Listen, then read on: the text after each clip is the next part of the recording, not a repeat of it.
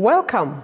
You are watching This Is My Health, a show that seeks to empower you with knowledge so that you can take better care of your own health. Here we believe your health is your wealth. Today we are looking at a very interesting topic, the topic of processed foods. And I have 3 different professionals to help me unpack that topic. Starting from this side, I have Danielle, who is a dietitian. Welcome. Thank you. And I have Dumisani, who is a naturopath. Welcome. Thank you so much. And I have Winnie, who is a nurse. Welcome. Thank you very much. I'm sure all of you can see how you all fit into this, because processed foods hit all of us. And I like also the mix that we've got a young lady, a young man, and an elderly lady. So processed foods, they go across spans of age and cultures and all sorts of things that you are looking at. But then, what are processed foods? Before we even go far. Now, let's talk to Mr. Naturopath. What happens to food when it's processed? Do you lose anything? Do you gain anything? All right. So I think the term process is quite a broad umbrella term. Let's be more specific. Now, if you process in the form of perhaps cooking or crushing, you may lose some things. Like, for instance, if you take seeds, you crush them, you've exposed them to oxygen, so they become oxidated, the oils become rancid, so then the nutritional profile Many big words. down. Oils become rancid. All right. What is that? All right, so the rancidity of oils is when the oils change the form from perhaps unsaturated to polysaturated because of oxidation. And then also, when you process through fermenting or sprouting, you then gain more things. Like, for instance, sprouting removes the phytic acid from legumes or seeds, and it actually proliferates the nutritional profile. I'm going to ask you to talk to me who doesn't know all those big terms, yeah? Okay. Otherwise, I'm going to keep coming back and say proliferating, saturating. Okay? All right. Please just explain a little bit when you're talking about sprouting in maybe more terms that because an ordinary person can understand. What happens to food when you are sprouting it? Perfect. So sprouting is germinating.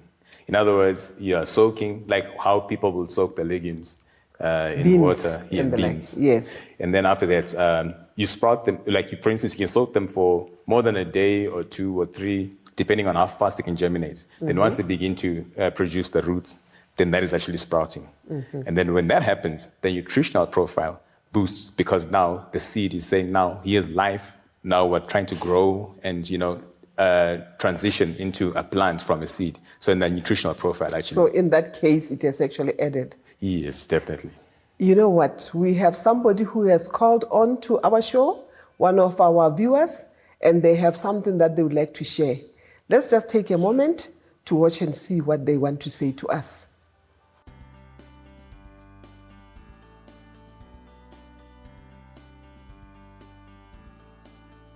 Hi, my name is Andile Munatisa. I work as an accountant. I like eating processed food a lot because they are quick to prepare. Not to prepare instead, it's easy. You buy them along the way. My schedule is very busy, therefore I don't have time to prepare food. So I buy them because they are cheap. However, my doctor says they are not healthy. So my question is, what is the myth around processed food and natural foods? Those are very interesting perspectives that we are being given by our viewers. We can't address all of them right now, so we are going to go for a very short break.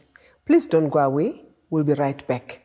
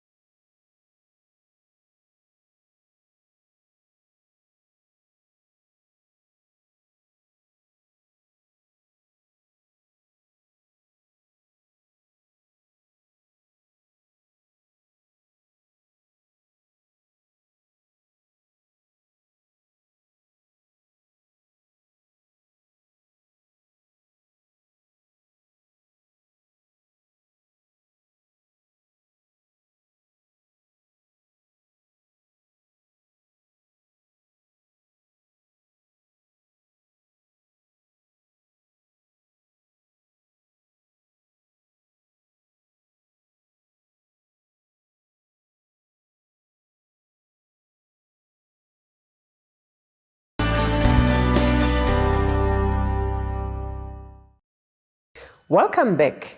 If you've just joined us, you're watching This is My Health. And today we are looking at the issue of processed foods. And I have in the studio a nurse, a naturopath, and a dietitian. Now, just before we went for a break, someone called in with different views that called for us to discuss a little bit more the topics about processed foods and health and the various degrees of processing. So let's start with you, Madam Dietitian. Can you just take us through various degrees of processing and the classifications thereof, if there are names that they are called when they are at A, B, or C, or whatever? I'm just saying A, B, C because I don't know enough on that. Please? Okay. So there's the NOVA classification, which was brought out just to classify, as we've been talking, it can be beneficial, and then the image that most people have in their head is that it's bad. So if you look at Group 1 would be your unprocessed or minimally processed, meaning fruits and vegetables, nuts, seeds, whole grains, these that were just basically washed or just cut. Yeah, just cut for convenience. Then when you go to Group 2, so Group 2 is basically the ingredients that you use to add to Group 1. So your culinary ingredients. The salts and the like. Exactly. Salts, sugar, the oils you use. Then when you go down to Group 3, Group 3 is your processed foods. So processed in the likes of cheese, going to your yogurts, also products so like... they change form in some way from one form of Definitely. what they were into another form. Definitely. But still not as bad as one might think. Okay? And then you get your ultra processed in Group 4. Your ultra processed is there where most of the goodness basically has been removed and chemicals and unhealthy items has been added. Okay, so those ones we call ultra processed. Yes. So you said most of the chemicals have been removed. Is it like a rule of thumb that when you're at ultra processing, you remove stuff and add stuff? Is that correct? Basically, yes, because throughout the processing, if you take the potato, that would be basically around your Group 1. Then when you go to a baked potato, you would go to around Group 3, where it's been processed. And then you go to your French fries, where the fiber has been removed, the protein, very little protein left, vitamins, minerals, almost all removed, and then unhealthy things added, like oils and salt and sodium. So that is basically what ultra processing means. Okay. For the sake of me who is slow, a boiled potato is Group 1 processed. First the potato. Or just before boiling. Yes. See, it helps to recap. So if it was like a carrot that I can eat raw, it would be just a washed carrot there, that too there. But if I've got a carrot chip that is packed in some packet somewhere else, I'll be at ultra level. Yes. Oh, okay. That is very interesting. Now, going back to what our caller had actually been looking at was the issue of health conditions that are related to processed foods. This is where we get in our nurse. Can you take us quickly through, maybe there are some groups, maybe there's a general, package of diseases that are associated with processed foods? I don't know. Well, thank you for giving me the opportunity to explain. When it comes to processed food, as our dietitian has said, the ultra type is really causing health problems. And those are, in an easy term, we would say they are lifestyle, because most of the times they are associated with our lifestyle. We think, well, we don't have much time to cook, we go for fast foods, which will really be processed a lot, either by cooking, the type of cooking or method used, where they will have added oils, as she has said, the sugars and the salt, which will end up making people to be obese. So obesity is one condition. Obesity is one condition. High blood pressure is another one. Because of what? The salt? The that are salt added inside? intake. Okay. And also cholesterol problem, which can cause hypertension and heart problems, as well as diabetes. Okay. And because of these foods are introduced to even young children at an early age, you'll find that there is an increased problem of hypertension even in children lately. So, from what you are saying, there is something of a relationship between the increase in processed foods and possibly increase in processing and the increase in health challenges that you are facing.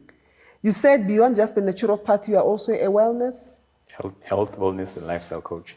health, wellness, and lifestyle coach. Yes. Can you add something to what she just said? Precisely. Yes. Let me use an example of ADHD, which is abbreviation. Again, big words? Yes. Yes. That is actually an abbreviation for For? attention deficit hyperactivity disorder. Disorder, okay. So even if you break it down, there's a deficit in attention and there's a hyperactivity disorder. But then what then causes a child to have such a condition? Basically, I like to play around with the acronyms and also say ADHD stands for Artificial Diet at Home Disorder. Because Never heard that one. Yes. yes, because basically the right nutrients, the fats, the cofactor minerals, the vitamins, basically have been stripped away, and additives, which the body cannot actually assimilate or absorb or utilize, have been added.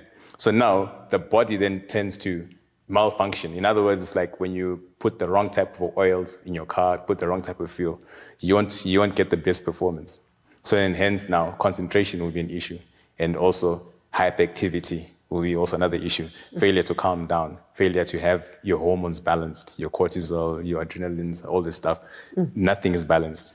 So then you get the dis-ease. There is no ease. There is no ease in there. Exactly. You like your words, don't you? Oh, my word. Now, I don't know, maybe it's just my lay observation in terms of not being the professional in the area of food. But I seem to observe that by and large, it seems the processing tends to add sugar and salt and take out fiber. Is there any reason why that is so? I think basically if you go look at fruits versus fruit juice, like that is your biggest comparison. Fruit juice, and then fruit soda.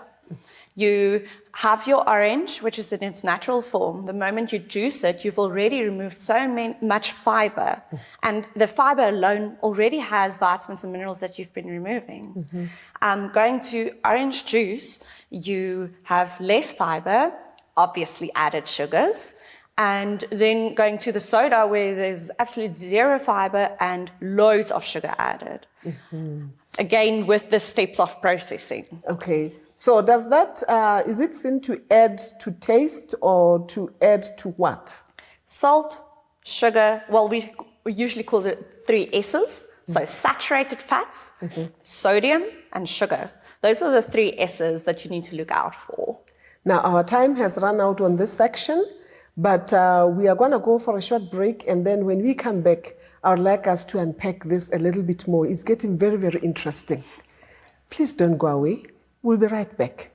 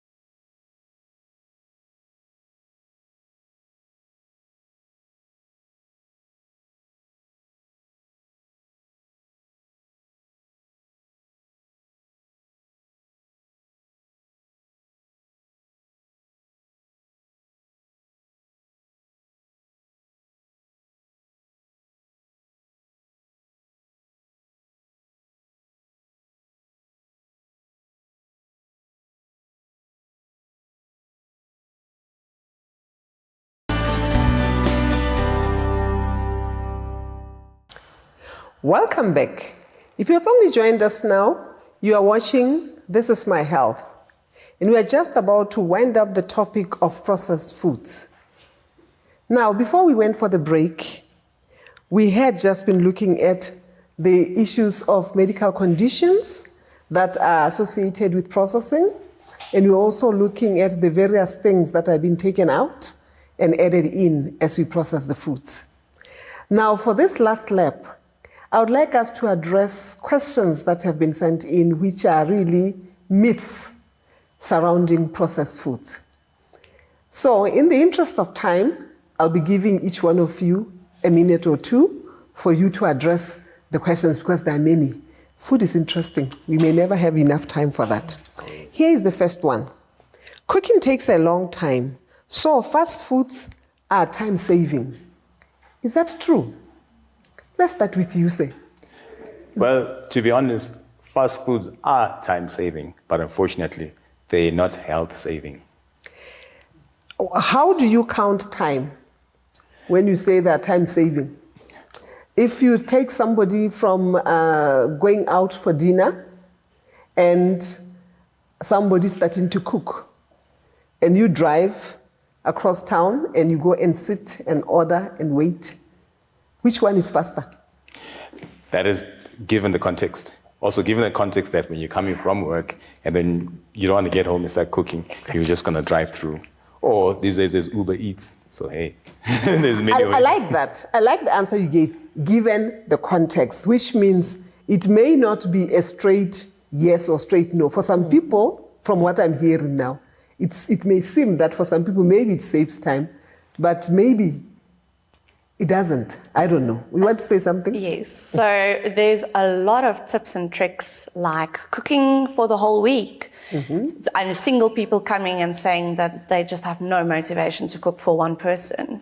It's time consuming and it's, yeah. So cooking for the whole week, cooking in advance, freezing some foods, using the same roasted chicken from last night and making chicken mayonnaise sandwiches the next day.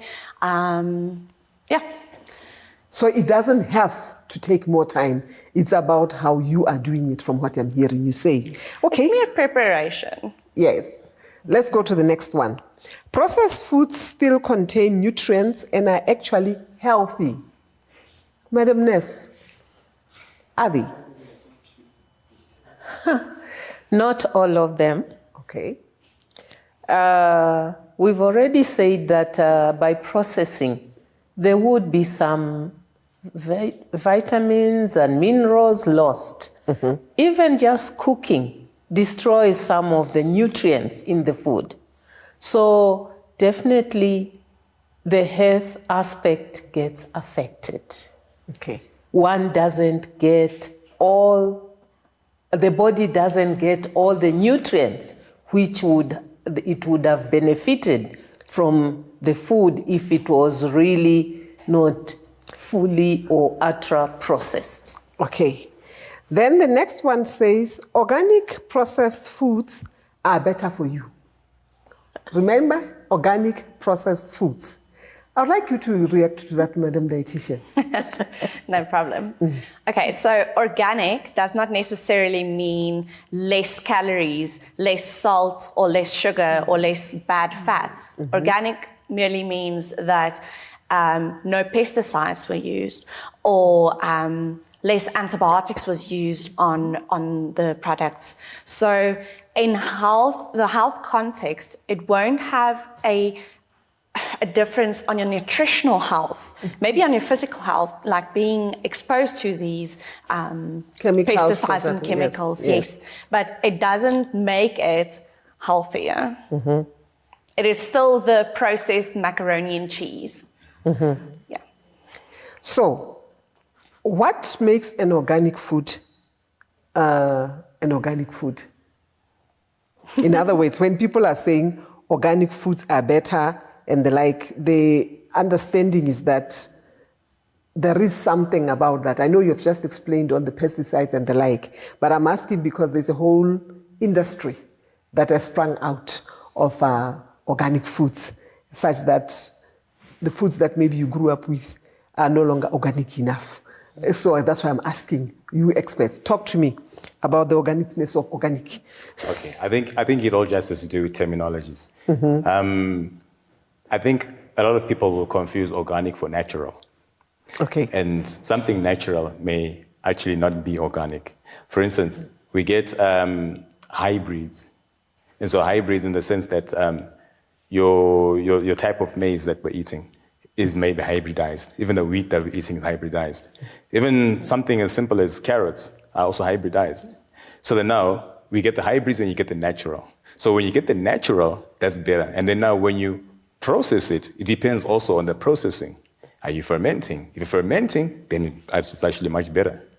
If you're sprouting, it's better as well. When you ferment, you get things like probiotics. You make them more digestible.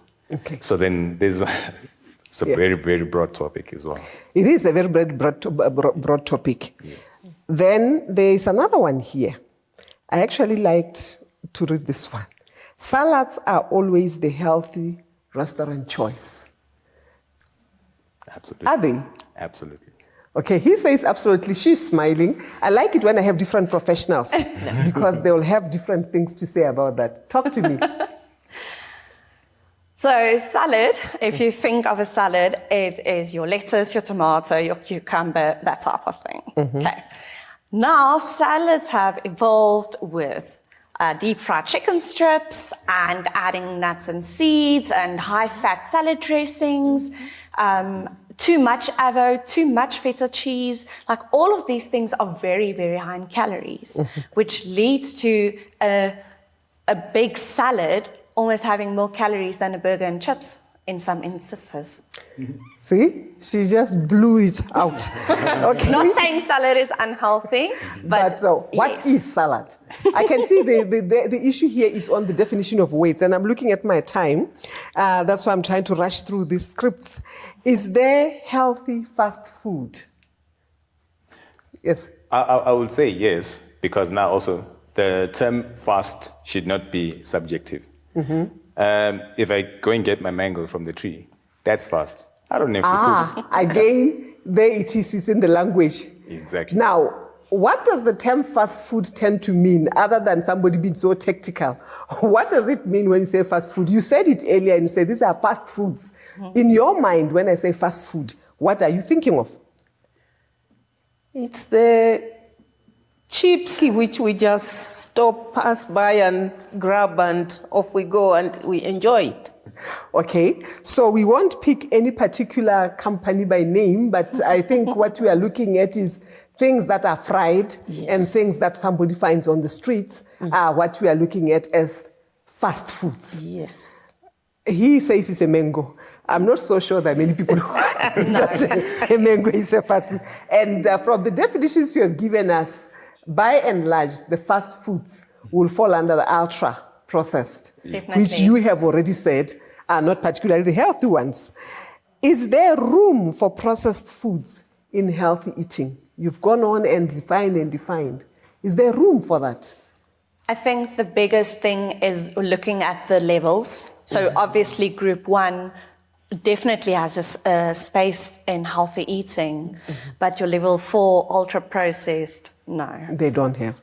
Now, because my time is up, I'm going to just run to the last and say, in winding up, each one of you give me a verse that talks to food and hopefully healthy eating. Starting with you in 10 seconds, like that. Well, in 1 Corinthians chapter 10, verse 26 says, whatsoever you do, whatsoever you eat, eat it to the glory of God. Okay, so that should remind one to really watch what you eat. For the glory of God. Yes. Okay, thank you very much. She just ate more of your seconds. Now you've got 5 seconds. All right. Proverbs 30, verse 7 and 8. 2 things that I want you to give me before I die, deny me not.